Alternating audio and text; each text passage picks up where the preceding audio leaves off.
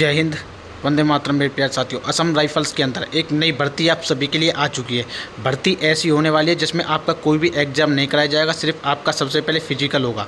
और इस भर्ती का पूरा सिलेक्शन प्रोसेस क्या होगा, किस प्रकार से आपकी मेरिट बनने वाली है बिना एग्जाम के, तो इस वीडियो के माध्यम से पूरा स्टेप बाय स्टेप आपको जानकारी दूंगा। उससे पहले आप हमारे चैनल पर पहली बार आए तो चैनल को सब्सक्राइब करके घंटी दबा के अपने दोस्तों के पास शेयर कर दें। अगर आपने अभी तक टेलीग्राम ज्वाइन नहीं किया तो वीडियो खत्म होने के बाद सबसे पहले आप टेलीग्राम ज्वाइन कर लें, क्योंकि टेलीग्राम पर क्या है कि आने वाली पल पल की अपडेट आपको सबसे पहले मिलती रहती है।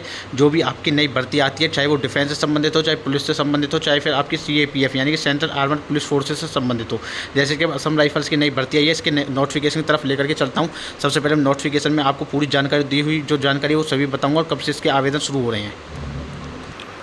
यहाँ पर आप देख सकते हो ये पूरा असम राइफल्स की जो नई भर्ती है उसका पूरा नोटिफिकेशन। इसके जो ऑनलाइन आवेदन स्टार्ट होने जा रहे हैं वो कितनी तारीख से स्टार्ट होंगे, तो इसके जो ऑनलाइन आवेदन है आपके 28 सितंबर 2024 से स्टार्ट हो जाएंगे। फॉर्म भरने की जो आपकी लास्ट डेट है वो 27 अक्टूबर रहने वाली है। जो इसका यानी कि एप्लीकेशन सर्वर है, यानी कि जब आप अप्लाई कर सकते हो तो 28 सितंबर 2024 के बाद से अप्लाई कर सकते हो। और ये जो आपकी भर्ती रहने वाली है ये आपकी किसकी रहने वाली है, असम राइफल्स की। असम राइफल्स के अंदर ये जो भर्ती होगी उसका एडवर्टाइजमेंट नोटिस आज जारी किया गया है।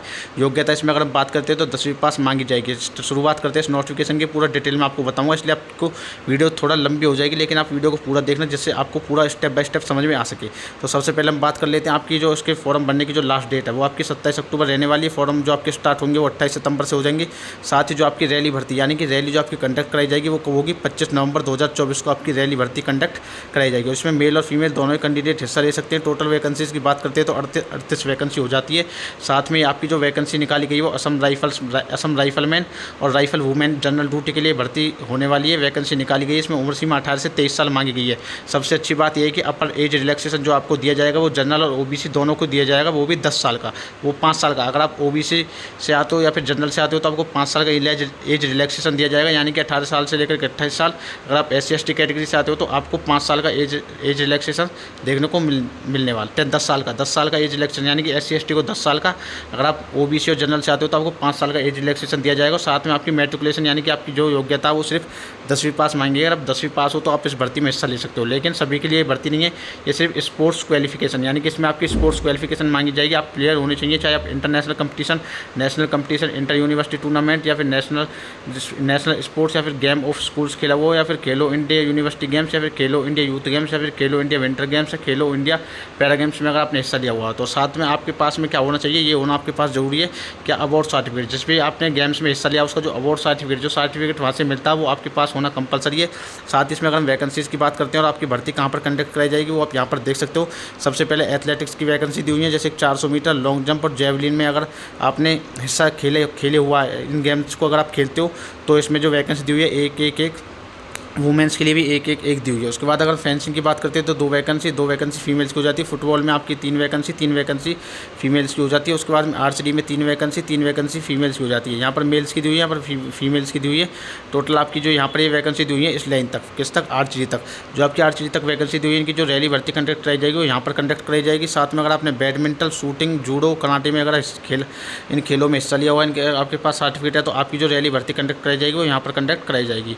ठीक है ना। अगर हम बात करते हैं इसमें आपकी जो सर्टिफिकेट होना चाहिए कहाँ होना चाहिए, कौन से गेम खेले हुए होने चाहिए, तो आप यहाँ पर पढ़ सकते हो। ये पूरा नोटिफिकेशन आपको मैं टेलीग्राम पर मैं आपको प्रोवाइड करा दूंगा, इसलिए आप टेलीग्राम से जाकर के पढ़ लेना। इंटरनेशनल कंपटीशन या फिर नेशनल कंपटीशन या इंटर यूनिवर्सिटी टूर्नामेंट या national sports games of school या खेलो इंडिया यूनिवर्सिटी गेम्स, खेलो इंडिया यूथ गेम्स, खेलो इंडिया विंटर गेम्स या खेलो इंडिया पैरा गेम्स में अगर आपने हिस्सा लिया हुआ है तो।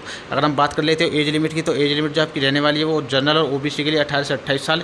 जिस बच्चे का जन्म 1 अगस्त 1996 के बाद हुआ है और 1 अगस्त 2006 से पहले हुआ तो वो उसके लिए आवेदन कर सकते हैं। साथ में अगर हम SC/ST की बात करते हैं तो 18 से 33 साल, जिसका जन्म 1 अगस्त 1991 के बाद हुआ, 1 अगस्त 2006 से पहले हुआ, वो उसमें हिस्सा ले सकते हैं SC/ST वाले। अगर हम बात करते हैं तो योग्यता में आपके पास 10वीं पास, वो मैंने आपको बता ही दिया। साथ में आपके पास आपके ओरिजिनल डॉक्यूमेंट्स होने चाहिए। सिलेक्शन प्रोसेस की अगर हम बात करते हैं तो सिलेक्शन प्रोसेस जो आपका रहने वाला है वो आपका सबसे पहले आपका PST यानी कि फिजिकल स्टैंडर्ड टेस्ट होगा। उसके बाद फील्ड ट्रायल होगा। उसके बाद डिटेल मेडिकल एग्जामिनेशन होगा DME।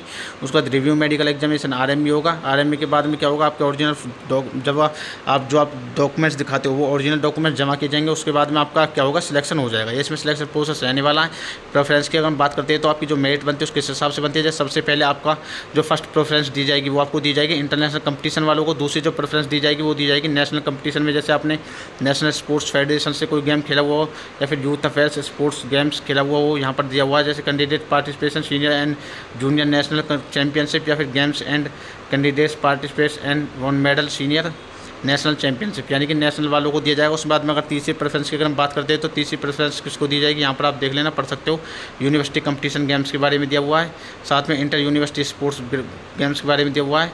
थर्ड प्लेस यानी कि थर्ड प्लेस फाइनल यानी थर्ड पोजीशन तक अगर हो तो आपको प्रेफरेंस दी जाएगी, ठीक है ना। उसके बाद में चौथे नंबर की आप यहाँ पर पढ़ लेना, चौथे नंबर की दिए, फिर उसमें फिफ्थ नंबर की, फिर फिफ्थ के बाद सिक्स्थ नंबर की टोटल दी हुई है। ये आप सारा कुछ इसमें जी तक यहाँ तक दिया हुआ है, यहाँ तक की पूरी प्रेफरेंस पढ़ लेना, किसको कहाँ तक प्रेफरेंस दी जाएगी। यानी कि आपकी प्रेफरेंस के हिसाब से, जैसे मान लो कि ज़्यादातर बच्चे जो 38 बच्चे आ जाते हैं वो आपके बाकी इनमें से आ जाते हैं, डी तक के आ जाते हैं और बाकी के नहीं आते नीचे के, तो डी तक के बच्चों को सिलेक्ट किया जाएगा। इस प्रकार से आपको प्रेफरेंस दी जाएगी। जैसे कि आपकी जो मेरिट तैयार होगी फाइनल, उसके हिसाब से बताया गया, वो मैं अभी आपको आगे जाके समझाऊंगा। मेरिट के बारे में भी दिया हुआ किस प्रकार से बनेगी। अगर सिलेक्शन प्रोसेस की बात करते हैं तो कैंडिडेट्स का सबसे पहले एडमिट कार्ड रिलीज किया जाएगा। एडमिट कार्ड के साथ में आपको अपने आईडी प्रूफ जैसे कि वोटर आईडी, ड्राइविंग लाइसेंस, आधार कार्ड लेकर के जाना होगा। उसके बाद में आपके ओरिजिनल डॉक्यूमेंट्स चेक किए जाएंगे विद आपके स्पोर्ट्स सर्टिफिकेट के साथ में। जो भी अगर आप रिलैक्सेशन लेते हो तो एज रिलैक्सेशन लेते हो तो एज रिलैक्सेशन के लिए आपको क्या कास्ट सर्टिफिकेट भी लेकर के जाना होगा, रेजिडेंस भी आपके अपने साथ में लेकर के जाना होगा। उसके बाद फिजिकल स्टैंडर्ड टेस्ट होगा, यानी कि ऑल ओवर इंडिया कैटेगरीज के लिए जो आपकी हाइट रहेगी वो 170 सेंटीमीटर, फीमेल की 157 सेंटीमीटर, चेस्ट 80 सेंटीमीटर, 5 सेंटीमीटर आपको फुला करके दिखानी होगी। अगर आप एसटी कैटेगरी से आते हो तो 162.5 सेंटीमीटर मेल कैंडिडेट की, 150 सेंटीमीटर फीमेल कैंडिडेट की, चेस्ट 76 सेंटीमीटर, 5 सेंटीमीटर फुला के दिखानी होगी। अगर आप नॉर्थ ईस्ट स्टेट से आते हो तो 157 सेंटीमीटर हाइट मेल की, फीमेल की 147.5 सेंटीमीटर, 76 सेंटीमीटर चेस्ट और 5 सेंटीमीटर आपको फुला करके दिखानी होगी। इसी प्रकार से आपके सारी कैटेगरी वाइज जो छूट मिली हुई है वो नीचे दिया हुआ है।